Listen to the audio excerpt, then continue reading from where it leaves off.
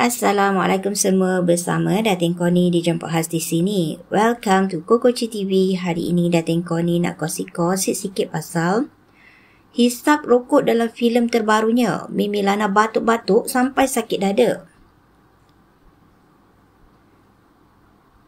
Pelakon Mimi Lana tidak gentar sekiranya babaknya menghisap rokok dalam filem Mencari Ramli mendapat kecaman daripada penonton.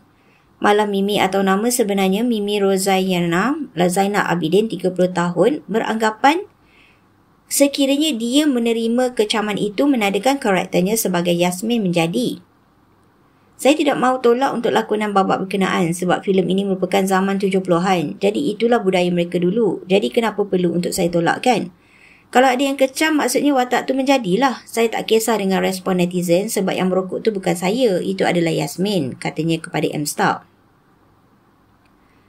Mimi memaklumkan perkara itu ketika ditemui selepas tayangan perdana filem Mencari Ramli di Mid Valley Kuala Lumpur pada Khamis. Dalam masa sama berkongsi mengenai cabaran melakukan bapak tersebut, Mimi berkata dia hanya mengalami batuk-batuk dan sakit dada kerana terpaksa menghisap banyak rokok. Saya terpaksa hisap banyak rokok sebab ada banyak take sehinggakan saya batuk-batuk dan sakit dada. Yelah, kita tak hisap rokok dekat luar, jadi ni cabaran saya dalam filem ni, ujarnya. Ya, kejap-kejap. Nak lihat apa seterusnya? Subscribe dulu, okey? Okey, sedikit ya. Janji. Okey. 1, 2, 3. Okey, subscribe. Terima kasih. Jangan main dengan sumpahan mulut aku.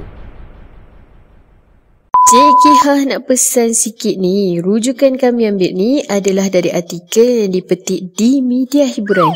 Hati-hati ya nak pilih kesahihannya. Kami tak pula nak bertanggungjawab.